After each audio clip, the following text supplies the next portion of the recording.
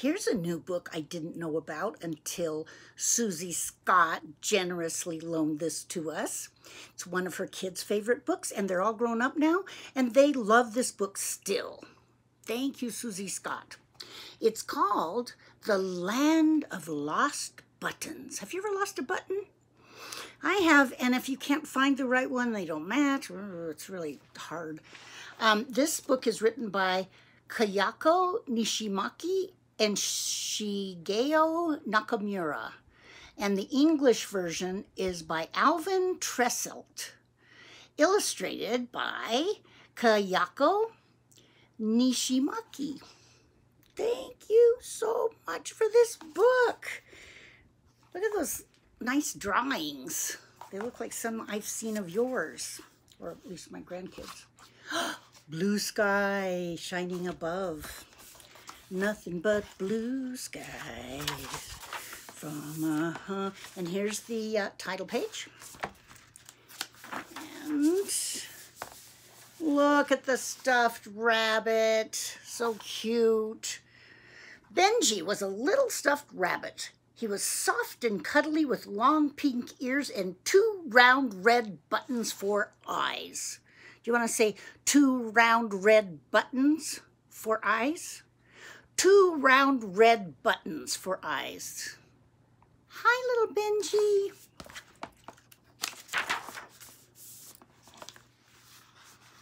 The little girl he belonged to loved him dearly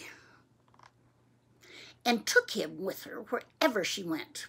One day, while they were playing outside, one of the red buttons fell off.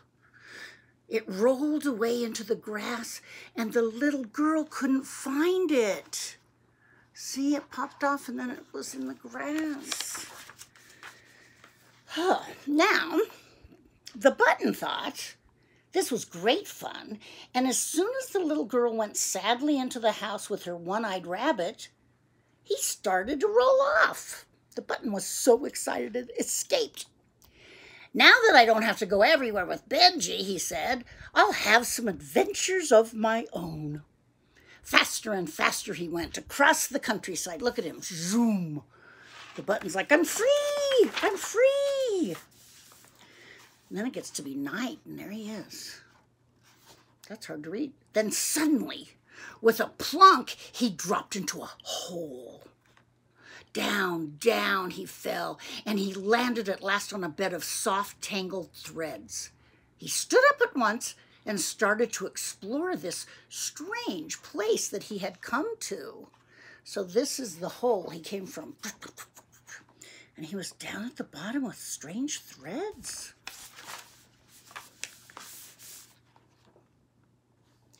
He came at last to an open meadow. And there he met 5 yellow button sisters. Hello, hello, hello, they said. Where did you come from? Where did you come from? Where did you come from? 3 of them. I was the eye of a rabbit, Red Button answered, but I fell off and I've run away. Welcome to the land of lost buttons, said one of the sisters. We all fell off a yellow sweater, and that's why we're here. Just then they heard a train whistle. Hurry, cried the girls. The train is leaving for the playground. The land of lost buttons? How did he even know how to get there? And soon they arrived, and what a sight it was. There were dozens of button children of all shapes and colors happily playing on a playground very much like the ones that you might play on. All the buttons. Red Button and his friends decided to play on Pincushion Mountain. Tumbling and rolling and sliding, they had a fine time going down the mountain in between the pins and needles. See the mountain? They would go around the mountain. Maybe they did slalom and they'd go ch-ch-ch-ch-ch-ch. What a fun time! Pincushion Mountain. But just then, an old grandfather button strolled by. The little buttons couldn't stop in time. They bumped into him and knocked him down. He was so angry his whiskers shook. They knocked that poor, they didn't mean to. The frightened Button scrambled to their feet and ran off with the grandfather Button chasing after them. "You Buttons, you knocked me down." But he didn't look where he was going, and he tripped and fell. On ran the little Buttons. They were scared of him. He was really angry and old and whiskered. Presently, they came to a ribbon river with a little comb bridge over it. Quickly, they ran to the other side, then picked up the bridge of so the old Button couldn't follow. So there's the river, but they didn't want the old Button so they cut it. He just laughed, and with a pair of scissors, he snipped the ribbon river in half and continued after them. Yikes! Look at all that thread, and the old man chasing with a beard. The Buttons ran into a jungle of tangled threads and because they were small, they easily made their way through it. But the grandfather Button got his big feet all tangled up in the threads. "Just wait until I catch you," he cried angrily. By this time, the little Buttons were all out of breath from running. He keeps being angry for a very long time, doesn't he? "Where can we hide?" they asked a kind-looking Button who was sitting at the window of his house. "Hop into Granny Coat Button's shopping basket," he said. "She will take good care of you." There's Granny Coat Button. Granny Coat Button carried them along, hidden down among her groceries. "Thank you, Granny Coat Button." When the angry old Button asked her about the runaway children, she told him she hadn't seen them. Soon she came to a large building and stopped. "That is the castle of the King of the Buttons," she said. "Run in there, and I am sure you won't have to worry about that grumpy old man anymore." The Buttons thanked her for her kindness and hurried up to the door of the castle.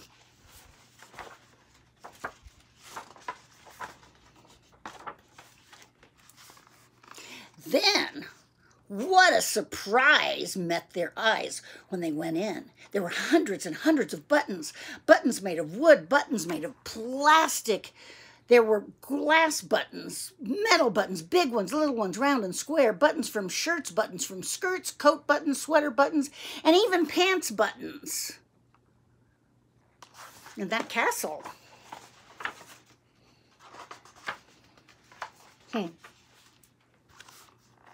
"Welcome to the castle of Buttonland," they cried. One very fancy Button came up to Red Button and said, "You must be the one the king is looking for. He told everyone to watch for a bright red button. Come, we will take you to the king right now." Look how that red button stands out of the crowd. The king said, "Watch out for a red button." Then they led the red button into a large room. There, sitting on a throne, was King of the Lost Buttons. There he is. He smiled in a kindly way and said, "I have a letter from your friend Benji the Rabbit. Let me read it to you." How did Benji the Rabbit know about this king in the castle? I don't know. And look at his letter.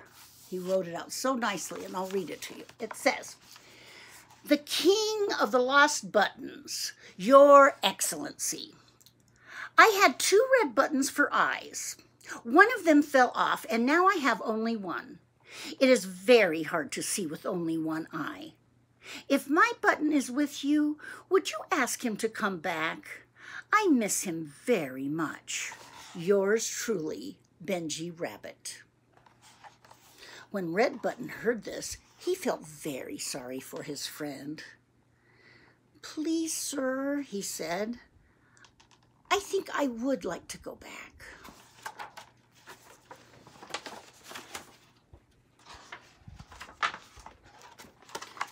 So, out in the courtyard of the castle, the soldiers set up a large slingshot.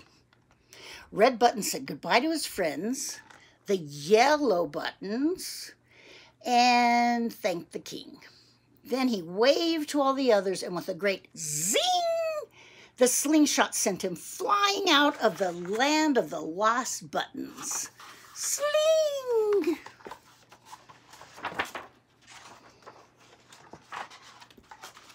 And with a plop, he landed right back in the grass where he had fallen.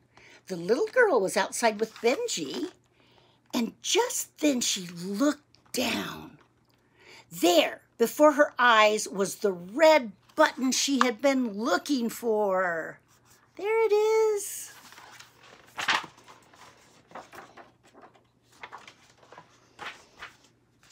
Look who has his eyes back. Both eyes. Her mother quickly sewed him back in place, and she made sure the other button was fastened tightly too. Red Button had had quite an adventure, but he was very happy to be back on his rabbit's face. And you can be sure Benji was glad to have him there.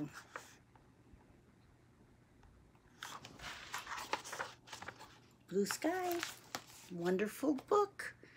Thank you for enjoying this book with me. I'll see you next time. I'll look at buttons very differently after reading this book. I like the way they think to make this.